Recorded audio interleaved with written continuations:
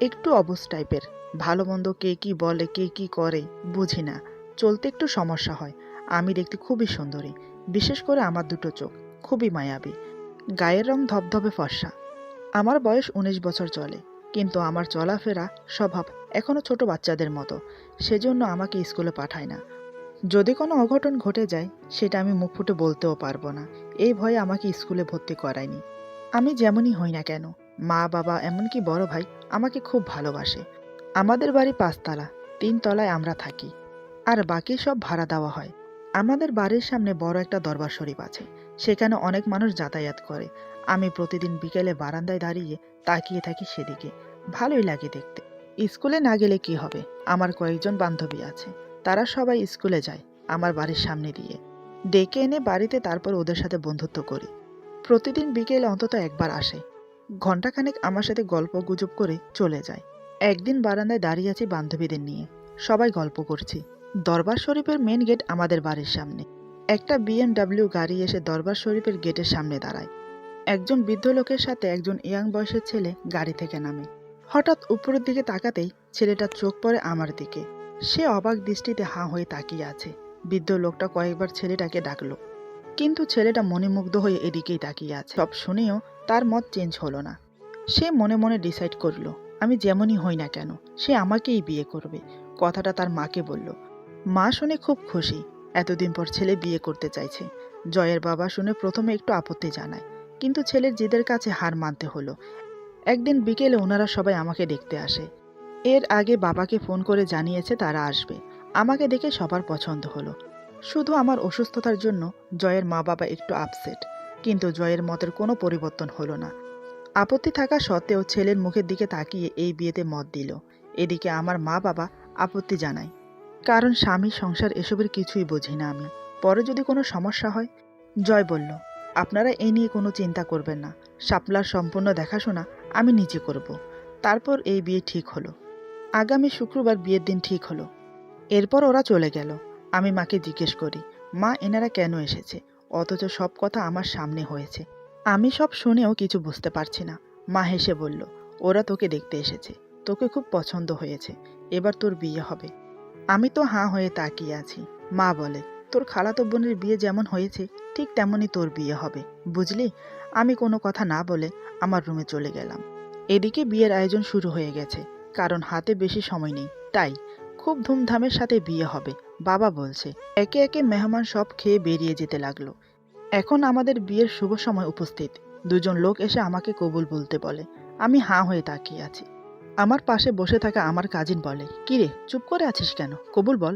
আমি বললাম, কেন, সেটা আবার কি। আমার কথায় ওরা সবাই হেসে ওঠে। অপর একজন বলে, তোর বিয়ে হচ্ছে তাই কবুল বলতে হবে, তুই শুধু ৩ বার কবুল বলে দে। আমি কিছু না বুঝে ৩ বার কবুল বলে দিলাম। তারপর লোকগুলো চলে গেল। আবার কিছুক্ষণ পর এসে সাইন নিয়ে গেল। এভাবে আমাদের বিয়ে কমপ্লিট হলো। এবার বিদায়ের পালা। আমাকে কোনোভাবেই নিয়ে যেতে পারছে না। আমি চিৎকার করে পুরো বাড়ি মাথায় করছি। এই অবস্থা দেখে আমার বাবা খুব চিন্তায় পড়ে গেলেন। লাস্ট পর্যন্ত কোনো উপায় না পেয়ে আমার বড় ভাই সৌরভ আমার সাথে যেতে বাধ্য হলো। তারপর আমাকে নিয়ে আসে শ্বশুরবাড়ি। এখানে সবাই আমার অপরিচিত, তাই আমি একটু ঘাবড়ে আছি। জয় সেটা বুঝতে পেরে বড় ভাইকে বলল, ভাইয়া আপনি শাপলার সাথে থাকুন।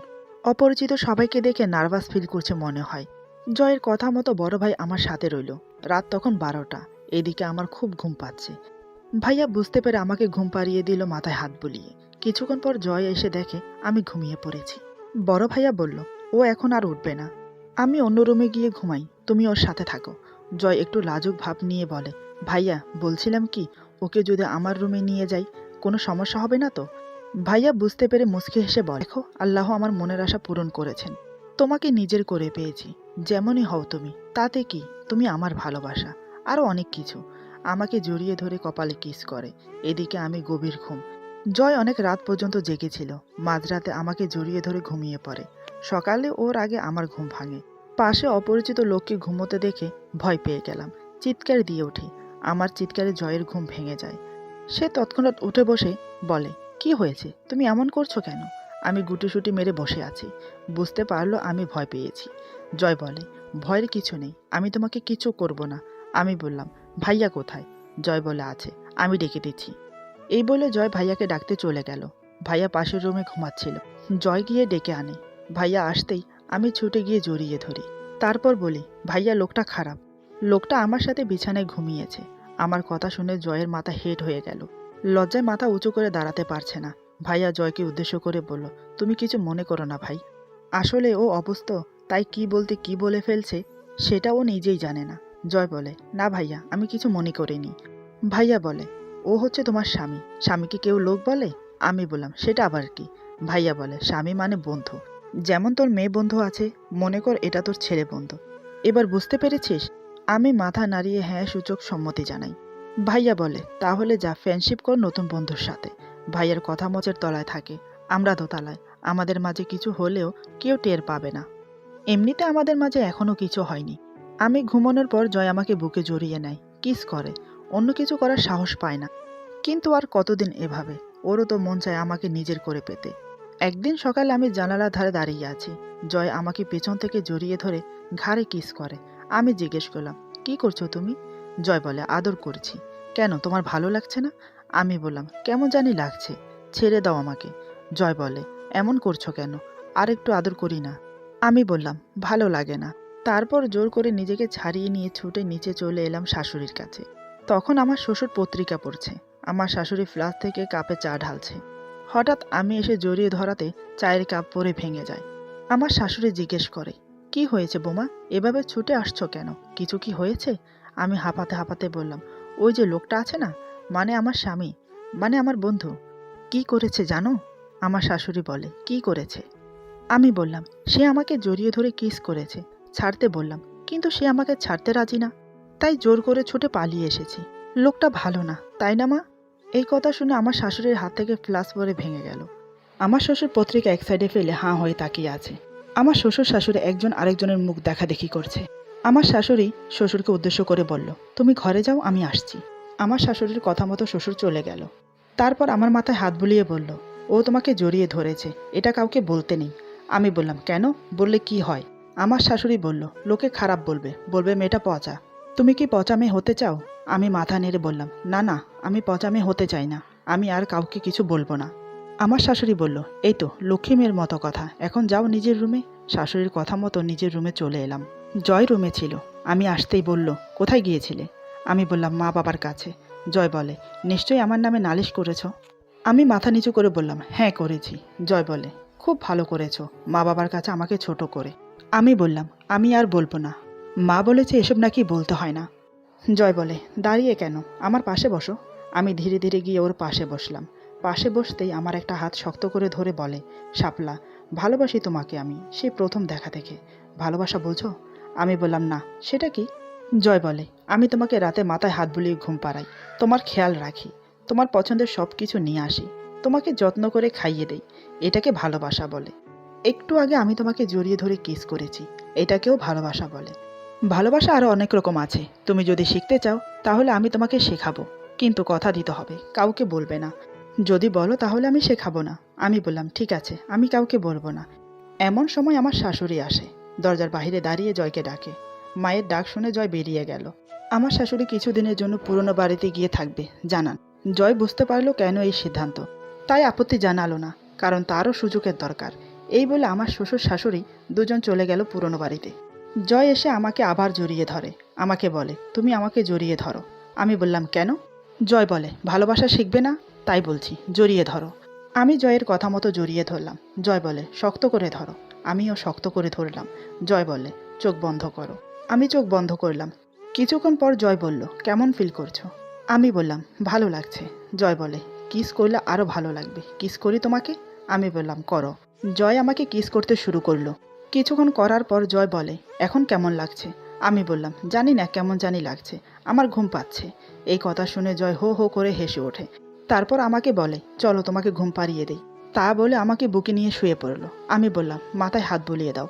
জয় আমার মাথায় হাত বুলিয়ে দিতে দিতে বলল, আজ তোমাকে আদর করতে চাই, আদর করতে দেবে? আমি বললাম, দেব, আগে আমি ঘুমাই, তারপর। জয় বলে, ঠিক আছে। এভাবে ঘুমাতে তোমার অসুবিধা হচ্ছে না তো? আমি বললাম, না, ভালো লাগছে। জয় বলে, শাপলা, তুমি আমাকে ছেড়ে কোথাও যাবে না তো? আমি বললাম, তুমি অনেক ভালো, আর তুমি আমার বন্ধু, আমি যাব না। জয় বলে, আচ্ছা, আদর করতে গিয়ে যদি তুমি ব্যথা পাও তাহলে সবাইকে বলে দেবে? আমি বললাম, আদর করলে বুঝি ব্যথা পায়? জয় বলে, একটু পায়, পরে ঠিক হয়ে যায়। তখন তুমি আমাকে ছেড়ে চলে যাবে না তো? আমি বললাম, তাহলে থাক, আদর করতে হবে না। জয় বলে, কিন্তু আমার যে ইচ্ছে করে তোমাকে আদর করতে, তোমাকে ভালোবাসতে, আমার যে কষ্ট হয়। আমি বললাম, তোমার কষ্ট হয়? তাহলে ঠিক আছে, আদর করতে দেব, কিন্তু ব্যথা দেবে না। জয় বলে, আমার কষ্ট হলে তোমার খারাপ লাগে? আমি বললাম, বারে, তুমি আমার বন্ধু, তোমার কষ্ট মানে আমার কষ্ট। জয় তখন আমাকে জড়িয়েছিল। আমার কপালে কিস করে বলে, পাগলি একটা, ওটাকেই ভালোবাসা বলে। এই বলে আমার ঠোঁটে কিস করে। আমি কিছু বললাম না। জয় আমার কানে ফিসফিস করে বলে, এখন একটু আদর করি? আমি বললাম, ঠিক আছে। জয় নিজেকে ধরে রাখতে পারলো না, আমাকে পাগলের মতো আদর করতে থাকে।